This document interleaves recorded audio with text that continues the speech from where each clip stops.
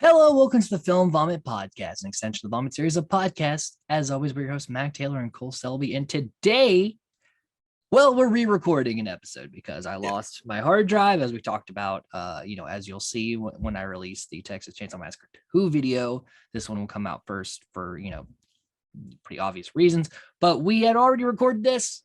It was a pretty decent podcast. We lost. It was the only thing I lost in the hard drive. So because of that, we're going to be re-recording it today. So we're talking about Texas Chainsaw Massacre, the original. If it feels like we maybe yada yada some things, or maybe don't feel as hype as we should be, that's because we've already done this before, like 2 weeks ago. So, but we're gonna go ahead and we're gonna talk about the thing that last time that we talked about with this is that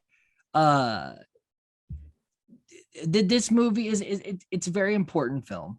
It's a very it inspired a lot of other very important films to be made, and it really was like one of the early examples of like a slasher per se. And so we spent a lot of time talking about the 70s era and like kind of like what film was becoming, and we're gonna go ahead and we're gonna reiterate that because I think that was one of the more prevalent parts of that podcast.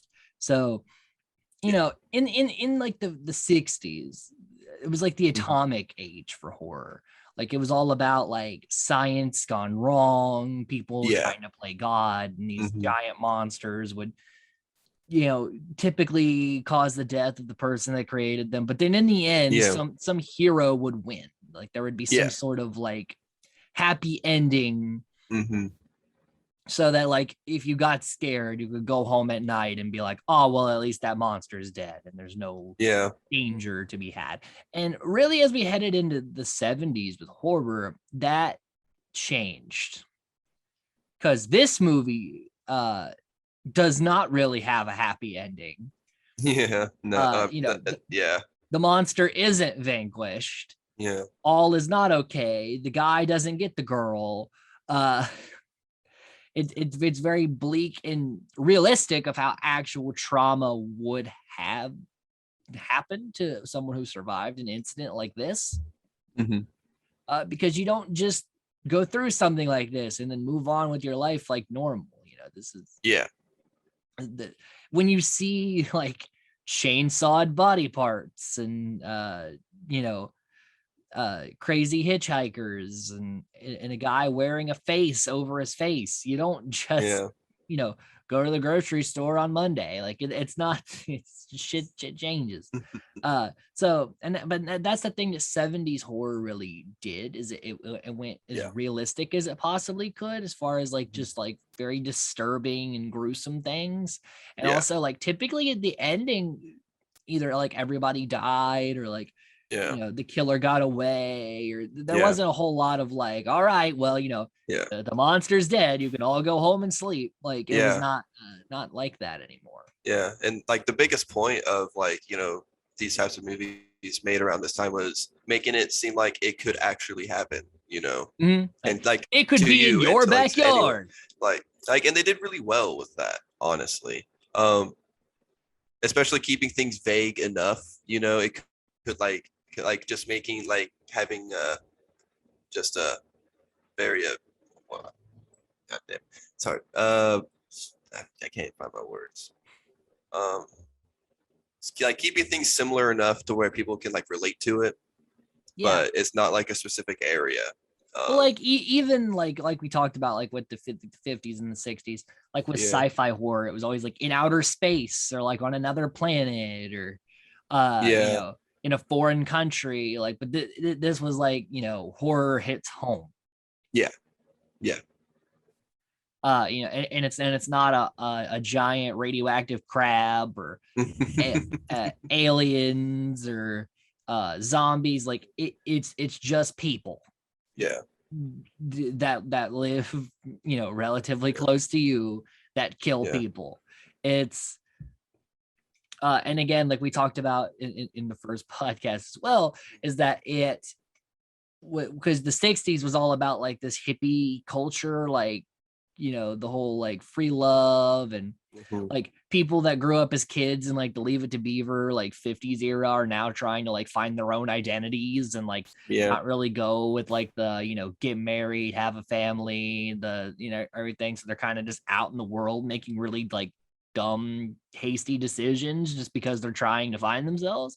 And this was kind of like that, like, all right, well, yeah, you go out and have your fun, but if you just recklessly go about in the world, something could very well happen to you.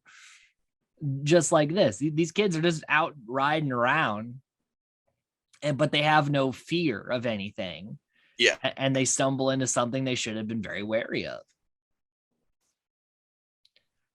So it kind of goes like it's kind of like an answer to that counterculture in a way, because each decade has their own depiction of how the youth is, and the 60s was very easily killed. And then like in the 80s we had a lot of like drug use and things of that nature, but like in the 80s we had people run like fucking drive around on dirt bikes with fucking samurai swords. You have like, fucking Bobby Rhodes Bobby Rhodes, like you have a fighting chance. But also like in the 80s, like the teenagers were a bit rougher around the edges, like they weren't like just picking up hitchhikers and shit. And then like in the 90s you had the very cynical teenage youth. Then the early 2000s you had the very angsty fucking broody bitch kind of teens. Broody.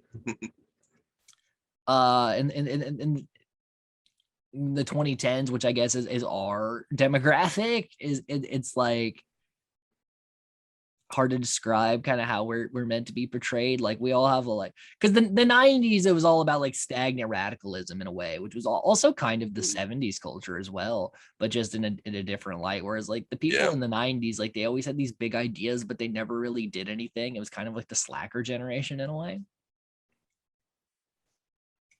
Like they were too like mad to do anything at the time. It was just kind of like, I'm just angry all the time. Yeah, it's fine. And it was just like with everything, because the 70s it was more so like teens just angry with the powers that be, with the system that they exist in. Or it's like the 90s, they just hated everything and everybody.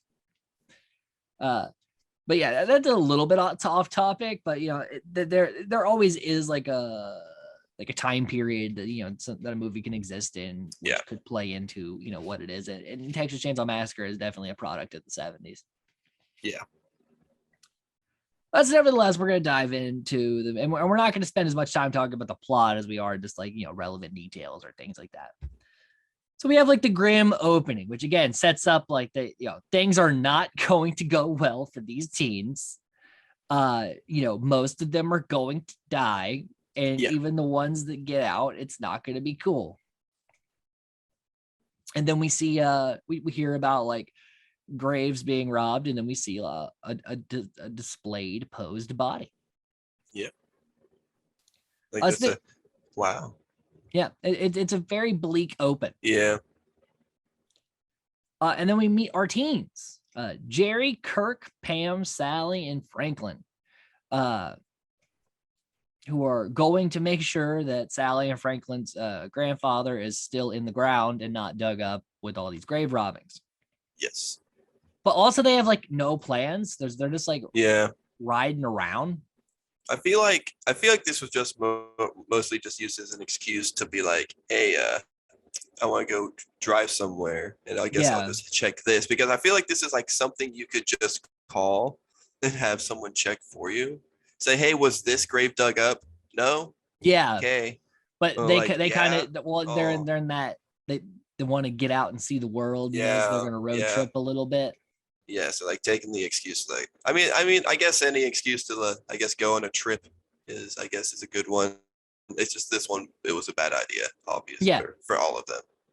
And any trip could be a bad idea, depending on how the situation goes. There's always danger lurking around, It's just when Yeah. you head into situations with zero survival Yeah. skills and Yeah. no sense of danger, then No, you're it's probably gonna get murdered. It's just like it. Yeah, like it'd be fine if they had any sort of like sense yeah. about any sort of situation. Like if they were just No, like that doesn't look like a good idea and just like left shit no. alone, like they would still be alive. But no, they had to Yeah. like explore, keep exploring Yeah. things and Yeah.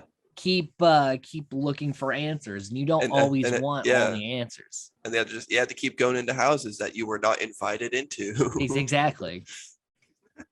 uh and basically they are riding around, and like we talked about, like Pam's like the worst kind of person. She's talking Yeah. about like retrograde and horoscopes, and she's like that person that just doesn't shut the fuck up about that. And that literally is her whole character in this movie, because we really don't get very much before she No. dies. No. We like honestly, I'm not asking for any more of her, so I'm okay with this much. That's true. I'm not like, oh man, I really need to see more Pam. But really the person that gets the least to do is Jerry, because he drives the van for most of the movie, and then he's an asshole for like a couple of minutes, and then he dies. Yeah. Yeah, he's mostly just, he's just kind of there. The only characters that are really fleshed out here are Franklin and Sally. Yeah. And even then, they're not like super developed characters in themselves. This movie is about the horror of the day that follows, not as much as about the people it happens to. Yeah.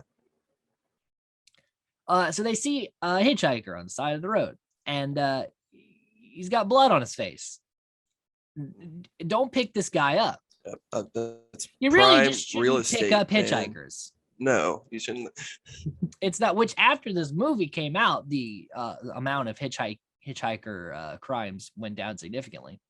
Yeah. Because you just genuinely shouldn't be letting strangers in your vehicle. Yeah. No, it's a bad idea. Like, stop. Especially when you're like on like this abandoned, like open ass road by a slaughterhouse. That's not exactly like a great place to be picking people up.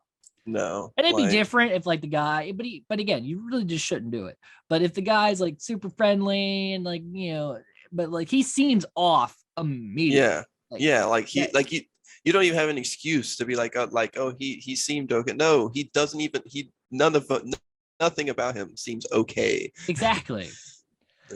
They pick him up, and he's talking about, like, Franklin was talking about switching to bolt guns and slaughterhouses because it's a more humane way of putting a cow down, because with the hammer they don't die quickly. Yeah. Whereas with the bolt gun they do, because it goes to their brain and kills them instantly. Yeah. And the hitchhiker's like, nah, the gun's no good. It takes away people's jobs. The sledge, that's how you do it. Yeah. And he has like pictures of mutilated like animal corpses and bad sign. Yet they still keep him in the van. And this was an actual thing that that happened. To people, like people actually losing their jobs at slaughterhouses because they want to kill animals more humanely. Yeah, and they have like automated things to where there's less people doing the murder and more just machine. Yeah, it's like this, so now you have a bunch of disgruntled people who don't have jobs and are very effective at murdering. Yeah, so this guy is like especially mad probably. Like if like I'm assuming he worked there, yeah, because it's gonna be implied later. Their entire family thrived on the slaughterhouse. And now that all those jobs are pretty much gone, they've kind of been forced to find other means to get by. Yeah. So yeah, he gets super creepy, takes a picture of Franklin. Franklin doesn't want it, and then he burns it, cuts Franklin's hand after cutting his own hand, and then goes and when they throw him out, he marks the car with his own blood. And they still continue on with their day. Like, I'd be like, all right, let's go home. Fuck this. Like that was enough. Yeah, like that would have been that was much more excitement than I could have ever hoped for in a day. Exactly. And Franklin is like, he's not even like really that horrified. He's more just like, man, can you believe how he just did that with no questions asked? How he just cut his own hand like that? It's crazy. Yeah. Yeah. And Kirk is like the only other person in this besides like Franklin or Sally that gets much to do because he has like a decent friendship with Franklin in a way, whereas like Jerry just seems annoyed by Franklin, and Pam is Pam. Pam's Pam. Kirk, like, and while half of his character is being horny for Pam, he does like have a couple of moments here in the beginning where it actually does make me want to see more of him, even though he's inevitably going to be the first to die here. Yeah. Yeah. So he's kind of talking to Franklin about like, I don't know, this is kind of weird how he did that. And he's like, yeah, he's like, I don't know, maybe he's crazy. And he's like, yeah, he is crazy, but like still, it takes a lot to do that. Yeah. So they go to get gas and there's no gas to be had. Nope. Then they go to their like grandparents' like rundown house. And we talked about this in the first podcast, but it's just weird that they went there. Yeah. Very like weird. It's like a, condemned house. There's nothing in there. It just shows how bored people were before the internet. Yeah. Like, I mean, when I didn't have internet, I just kind of, I went into, like rundown houses and shit that was around. I just go. Yeah. Around. I also explored, but like, again, after the day they've had, now they're just walking around like abandoned buildings and shit. Yeah. If you see someone crazy, you don't do that. Mm-hmm. Like you go home and reflect. Yeah. And Franklin is they kind of just leave him to his own vices, but he's in a wheelchair in the 70s, and it's not exactly easy to be like that. Yeah. But he's also really whiny. Like there's parts where you like relate to Franklin, and then there's parts where you don't. Yeah. And this is one of them where he's just blowing raspberries. Kirk and Pam then decide to go swimming, but the water hole's dried up. But they hear a generator and decide to do very stupid things. Yep. And just go like, let's go ask them for gas. What bartering tools do you have? Like, they're not just going to give you gasoline during the 70s gas shortage. Yeah. Also, you don't know these people. You don't know who they are and what they're doing. And also, they would go up to the door, no one's there, and they still just poke around. Like, if you knock and no one answers, leave. Yeah. Yeah, like that obviously means don't come in. Yeah. No one wants you in. And also Kirk finds a tooth, like a human tooth. Yeah. On the porch, and then just kind of shows it to Pam to freak her out. And I'm like, again, dude, that's a human fucking tooth. Yeah. And even if it just fell out of someone's mouth, the fact that they left it on the porch is kind of sus. It's fucking weird. Let's get at it. It's also not go touching it. That's just kind of gross. Yeah, it's pretty gross to touch such a random tooth on the ground. Yeah. Granted, this is decades before COVID, but nowadays this would never happen. Oh, back then they had like every other fucking disease that vaccines weren't around for. Yellow fever. While Pam waits on the swing, Kirk goes in to the house, and then is immediately sledged in the head by Leatherface, who makes his grandiose appearance here. And he just like the animals they talked about, Kirk doesn't die immediately from the shot and is like kind of like convulsing on the floor. Yeah. And Leatherface drags him through and closes that heavy ass door with that like loud ass noise. Yeah. And it's a very effective kill because none of the kills in this movie are very gory or visceral, unlike the second movie, which we talked about last week.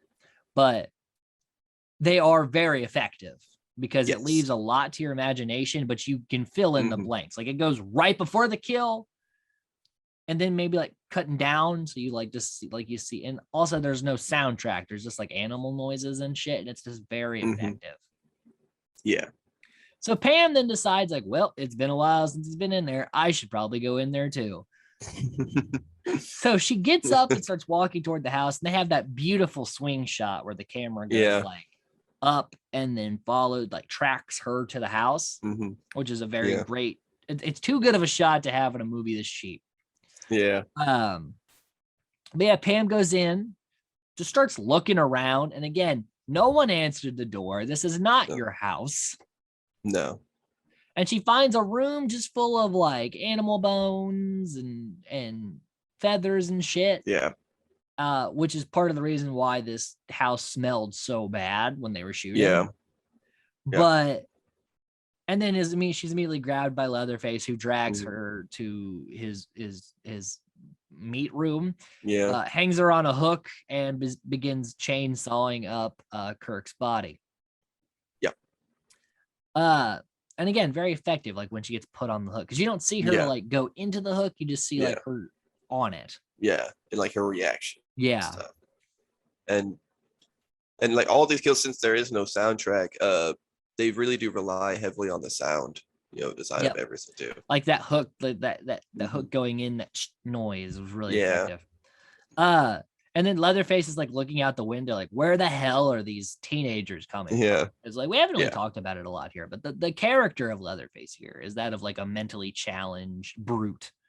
That, his family has led him down this path. He did not choose this path, but he is very, good at what he does here because he's the muscle.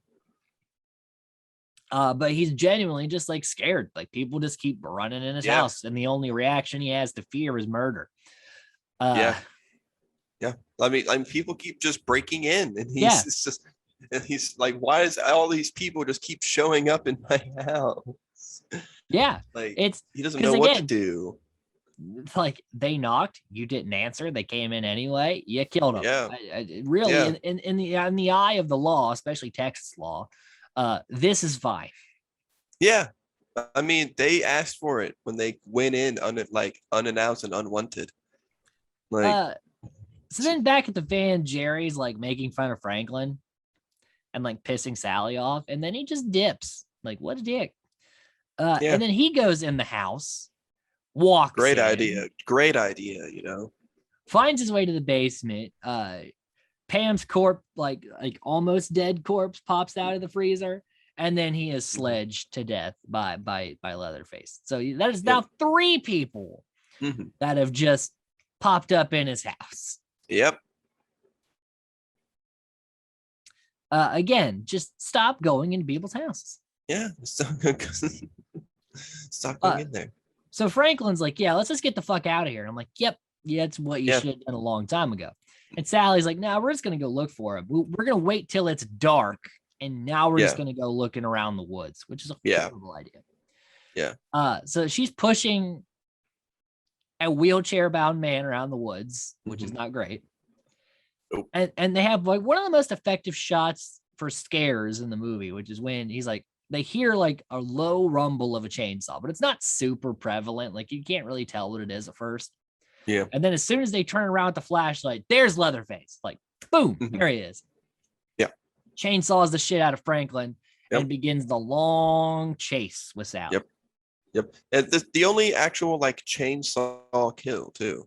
Yep. It's the only person that is straight up killed with the chainsaw in the Texas Chainsaw Massacre. But it's a very effective shot of just like as soon as that flashlight turns, boom, there he is, and immediately starts sawing up the body. Yeah. So Sally's running, Leatherface chasing after her, sawing sticks and shit so that Gunnar Hansen couldn't catch her. And like she goes into the house. So again, 4th person that just runs into the house. But I understand hers more is that she's trying not to die. She has no idea it's his house. Yeah. And he chainsaws through the door. She runs upstairs, runs back downstairs, jumps like through some shit, goes to the gas station, and then is not thrown off that he didn't follow her into the gas station. Yeah. Like that everything's just fine all of a sudden. Because the cook is a bad guy. And he beats her with the broom, which is hilarious. It's fucking great. It's He's just like, the best. Swap the broom. Like what win? Like broom wins against like any short blade knife. I don't care. Broom conquers all. You done brought a knife to a broom fight. So the cook ties her up and takes her back, and then we see the hitchhiker coming into the house. So now they're all a part of it. Yep. which was like a pretty good reveal, honestly. Yeah. Aren't they like all what brothers? Yeah, Right? they're all brothers, Yeah. even though the cook is like Old. noticeably older Yeah. and Leatherface and the hitchhiker. Mhm. And then we know they have another brother in Chop Top that we meet in the second movie. Yeah. Yeah. Uh, and so he comes home and he's like, "Look what your brother did to the door." That's forever like the best line from this movie. Yeah. Uh, Yeah, he's more yeah, he he's kind of more shows that he's mad a little bit about of a this door yeah. than Yeah. anything. He's like, "You idiot, you're gonna fix this. Come here, come here. Look what you did to the door." Swap, swap. Got again, broom conquers all. The broom is the ultimate weapon.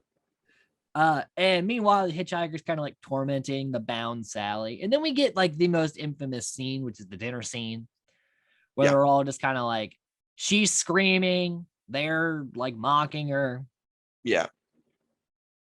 And then he's like, get grandpa ready for dinner.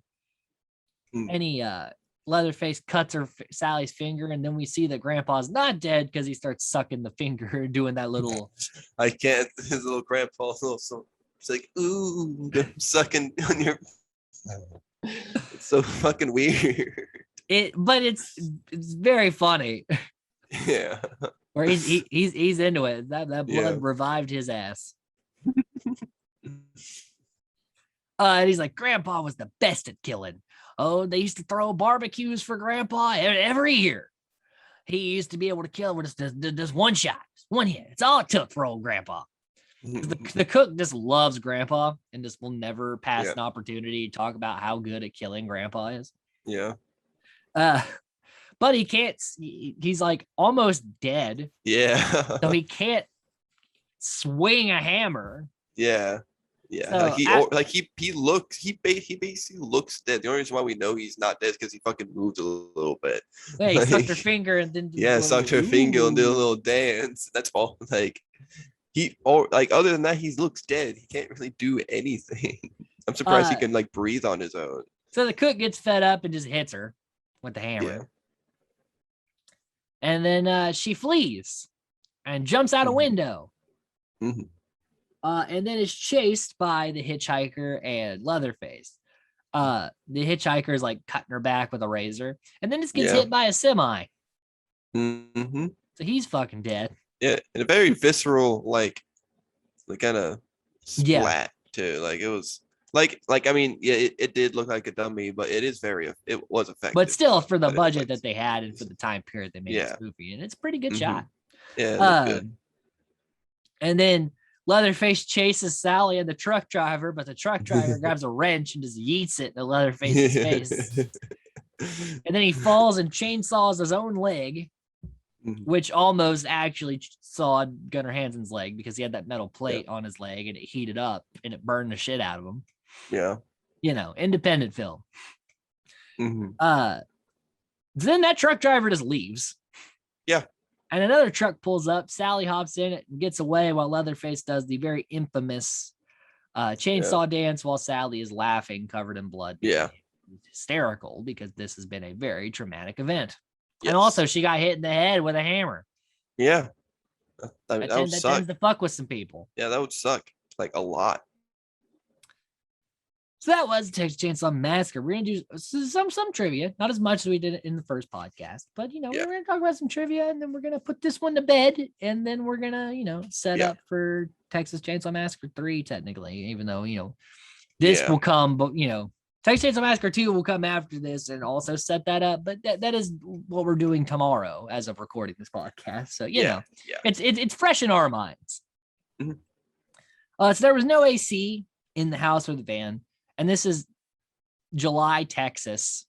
So it's like 130 degrees of just heat. Everyone's sweating. It sucks. Yeah. And everyone just kind of went crazy from the heat. Like Gunnar Hansen straight up thought he was Leatherface a couple of times there because it's just like, when you're acting and also like in constant heat and uncomfort, you kind of start to blur your lines a little bit. We're lucky that he didn't feel that way when he had the chainsaw. Right. Like he could have just caught Sally. Like, but he actually did cut her finger open in the grandpa scene. Yeah. Everyone was on it. The DP was always puking. People were passing out during the filming of it. One of the prop people accidentally injected themselves with formaldehyde or trying to set up a prop. People were just hurting themselves left and right. Yeah. Sally cut herself on the reeds she was running through. So like, her shirt had actual blood on it too. People, Gunnar Hansen kept hitting his head on the doorway because he was so tall with the boots on. Shit happened. Yeah. Gunnar Hansen almost chainsawed himself when he fell in the woods. Yeah. Because they had an actual chainsaw with the chain still on it. Yeah. It was a dangerous time, but an independent time. Indeed. The opening narration guy was paid with a joint. We talked about that last time. That's fun. Leatherface's lines were actually written in gibberish, and they just kind of had to figure out what they meant, essentially, when Hansen was delivering them. Talked about the three faces of Leatherface. So he has, the killing face, which is his main face. Yeah. He's got the cooking face, and he's got the dinner all dolled up face. And Gunnar Hansen actually studied mentally handicapped people, like a school for the mentally handicapped, to try to, get this character right. And I think he did a very good job with it. Yeah. Especially if we compare to like Texas Chainsaw Massacre 2. I think this is the superior Leatherface. Yeah, definitely. The guy who played Grandpa, John Dugan, was in the makeup for 36 hours because he's like, I'm not doing this process again. We're doing it one day, and that's it. This sucks. And the guy who played Franklin was a method actor, so he annoyed the hell out of everyone on set. And like until they met him after shooting, they all hated him. Yeah. And this was the film that made Guillermo del Toro become a vegetarian because of all the meat stuff. All the meat. All that meat, man. Never skimp on the meat. That prime meat. Still has the trophy covered in chili. Yeah. So that's the Texas Chainsaw Massacre. It's a classic. We talked about it last time. It's great. Yeah. If you haven't seen it, that's the one to watch. It is. It is. For you guys, chronologically, we'll be talking about Texas Chainsaw Massacre 2 next. But for me and Cole, actually, tomorrow, we'll be discussing Texas Chainsaw Massacre 3, Leatherface. Yeah. Which we'll talk about. We'll talk about that. But we're starting to wind into the odd Texas Chainsaw movies for a little bit. There's a couple more good ones to come, but this was kind of the high point. Mm-hmm. The high point is the beginning. the first two movies. That's just a downward slope, really. Yeah, we still got 6 movies. Yeah. I mean, they're not the worst. They're not bad. They're not Ginger Dead Man. We'll get to that. We'll get there. Yeah. So until next time, stay safe, stay nerdy.